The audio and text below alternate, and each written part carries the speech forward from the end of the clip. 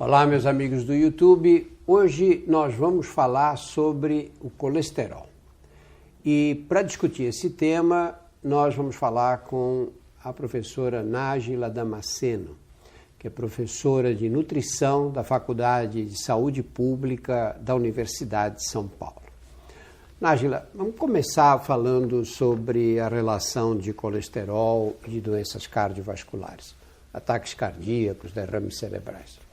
De fato, o colesterol ele tem um impacto bastante relevante no desenvolvimento das doenças cardiovasculares. As doenças cardiovasculares ainda permanecem sendo a principal causa de morte na nossa população e em outras populações ao nível mundial. E a relação entre colesterol e a dieta?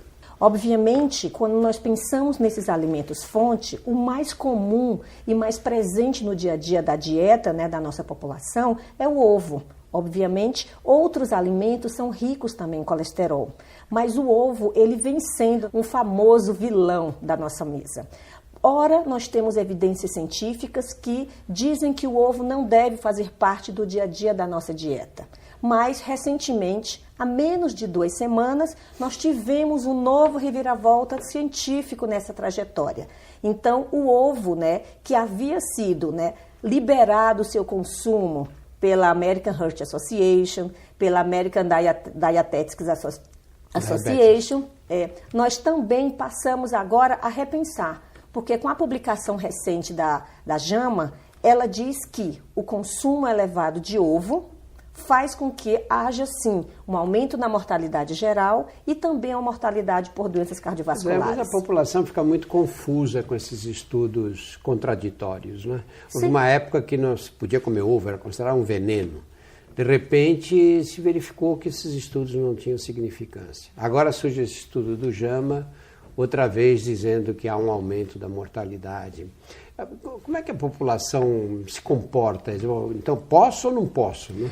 A população ela precisa ter informações confiáveis. Entretanto, à medida que nós nos tornamos sedentários, obesos, diabéticos, hipertensos e temos o colesterol alto, fumantes, nós precisamos ter outros cuidados. E automaticamente, esse ovo do dia a dia, digamos assim, não deve ser mais tão liberado. As recomendações, elas devem ser mais criteriosas, por quê? Porque o nosso corpo já sinalizou uma falha na capacidade fisiológica, na capacidade natural de controlar essas vias metabólicas. Eu vou te fazer algumas perguntas que chegaram a nós pela internet. A primeira é da Juliana Lana Abranches. Ela diz, é possível controlar o colesterol somente com dieta ou sempre é necessário o uso de medicação? É possível sim, desde que nós tenhamos níveis alterados desse colesterol no início dessas modificações. A pergunta da Brenda Gomes, quais fontes de gordura não afetam ou afetam menos o aumento do colesterol ruim? Ela está se referindo ao LDL. Nós temos, por exemplo, as gorduras monoinsaturadas, que é o principal tipo de ácido graxo presente no azeite de oliva, que todos nós sabemos o que é, aonde encontrar e como utilizar na nossa alimentação. Tem um outro conjunto de gorduras que são também, digamos, amigos do nosso coração, que estariam contribuindo para reduzir esse colesterol na LDL, que são as gorduras poliinsaturadas. Essas gorduras poliinsaturadas, elas estão presentes nos óleos comestíveis que muitos divulgam pelos meios de comunicação como sendo totalmente danosos à nossa saúde cardiovascular. Então, é importante a gente desmistificar que nem toda gordura tem um impacto na mesma dimensão para o aumento do colesterol na LDL. E aqui vem a pergunta também da Glac Souza, que diz, o uso contínuo de azeite é saudável, mesmo para quem tem colesterol alto? Sim. Nós temos vários mecanismos associados aos ácidos graxos, e também alguns outros componentes que fazem parte desse azeite de oliva, que já têm mostrado efeitos cardioprotetores para a população de um modo geral, mas também para um paciente que tem hipercolesterolemia, um paciente que tem já uma doença diagnosticada do ponto de vista cardiovascular. Então, incluir o azeite de oliva nas preparações diárias da sua família é sempre uma recomendação positiva para opção saudável, né? De gorduras boas para o coração. Manteiga ou margarina? Manteiga ou margarina? Manteiga é um produto de origem animal. Vem do leite, da gordura do leite, que é processada industrialmente para se obter esse produto. Então, sim, nós temos gorduras saturadas na manteiga, nós temos colesterol nessa manteiga e, ao contrário, né, as margarinas são de origem vegetal. O advento dessas margarinas por volta da década de 70 mudou radicalmente o curso das doenças cardiovasculares, pois, naquela ocasião, queria-se substituir o uso da manteiga e da banha de porco por uma suposta fonte de gordura mais saudável. 40 anos se passaram e hoje a gente sabe que as margarinas não são o que se propuseram a ser, do ponto de vista de saúde.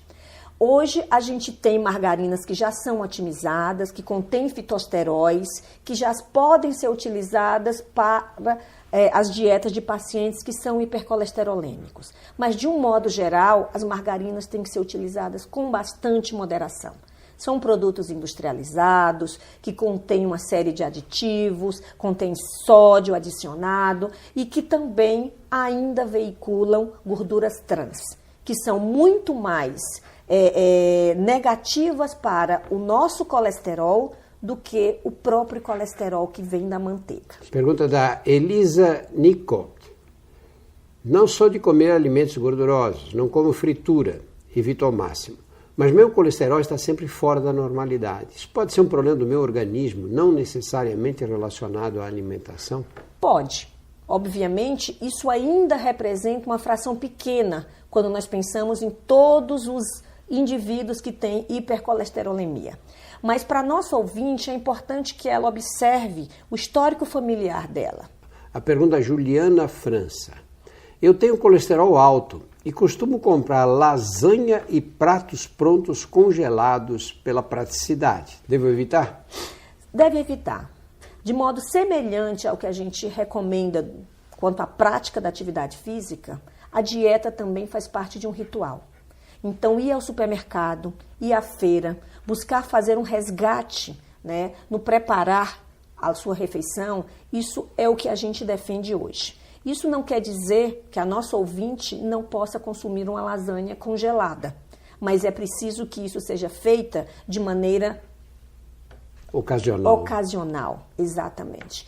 Pergunta da Amanda Fernandes. Eu não consigo cozinhar muito em casa, sempre compro fora. Você tem alguma dica para a gente identificar no rótulo se o alimento é saudável ou não? Sim. Alimentos que têm um alto teor de sódio, um alto teor de gordura saturada, uma infinidade de aditivos alimentares codificados que muitas vezes o consumidor não consegue traduzir isso. É importante que a gente se policie e que reduza ao máximo, tá, essas escolhas alimentares. Comprar a fruta, comprar a verdura, comprar a farinha de trigo, fazer o pão em casa, preparar um arroz, comer o feijão, o resgate do feijão e do arroz, algo que tem sido perdido na tradição, né, brasileira, deve ser resgatado. Hoje a gente vê que as pessoas que comem fora de casa, que é a maioria da população dos centros urbanos, elas além de comerem fora de casa, fazem escolhas erradas. Prepare um prato com verduras, com legumes, com leguminosas, com feijão e com arroz. Menos alimentos processados, menos alimentos que você desconhece a origem e o impacto que isso possa trazer para a sua saúde. Pergunta da Silvana Penacchione. Como aumentar o HDL? Do ponto de vista de dieta, hoje a gente tem divulgado bastante, tem pesquisado que o consumo regular de leguminosas, como por exemplo a soja, tem mostrado contribuir para o aumento do colesterol na HDL. Num estudo recente que uma aluna do nosso grupo realizou, ela testou o impacto do ômega 3, né, que também faz parte das polêmicas né, científicas sobre os benefícios de algumas gorduras, mas na nossa realidade científica e de outros colegas também fora do Brasil, nós vimos que incluir peixes, incluir suplementos com ômega 3 melhoram a estrutura da HDL, fazem com que essa HDL absorva, capte mais colesterol e tenha a sua função de remover o colesterol do nosso corpo mais otimizada. Então, a gente fala hoje que o consumo de alimentos ricos em ômega 3, alimentos ricos em fibras, alimentos ricos em soja e produtos derivados são algumas das estratégias baseadas na dieta que podem otimizar essa HDL, sim. E a última pergunta, Nájila, que é da Patrícia Balsa. O azeite, quando aquecido, se torna perigoso à saúde? A pergunta acho que envolve o pastel de feira. Né? Quando a gente pensa, né, nessa pergunta, eu acho que a resposta para a população deve ir além do azeite. Tá? O aquecimento das gorduras, dos óleos comestíveis de um modo geral, vai sim gerar substâncias químicas que têm potencial carcinogênico, que vai ter impacto negativo para a saúde da nossa população. Então a gente tem que ter bastante cuidado. De preferência a não reutilização dos óleos, de um modo geral, incluindo o azeite de oliva. Entretanto, se o fizer, esse deve ser resfriado à temperatura ambiente e mantido, tá, em refrigeração até a próxima vez que for utilizar. A filtração também é importante para eliminar resíduos de alimentos que ficam e que vão acelerar o processo de decomposição deste óleo. Outra coisa importante, mesmo do ponto de vista doméstico, nunca deixar um óleo que vai ser utilizado para fritura fumaçar. O ponto de fumaça é um indicativo, digamos, não controlado, mas que já mostra que a temperatura daquele óleo ultrapassou, tá? O ideal para fritar, para refogar qualquer tipo de alimento. Então, você pode sim aquecer o azeite de oliva e os outros óleos tendo os devidos cuidados. No caso específico do azeite de oliva, a gente também ressalva que o ponto de fumaça dele é mais baixo. Então, não vá fazer qualquer outra preparação enquanto você tem um azeite de oliva sendo aquecido. Então, foguinho baixo e mais atenção caso você queira refogar alguma coisa. Nájila, muito obrigado pelas informações. Essa discussão de dieta hoje é uma loucura, não é? E as informações são muito desencontradas. Por isso, muito importante receber informações técnicas bem comprovadas. Muito obrigado a todos.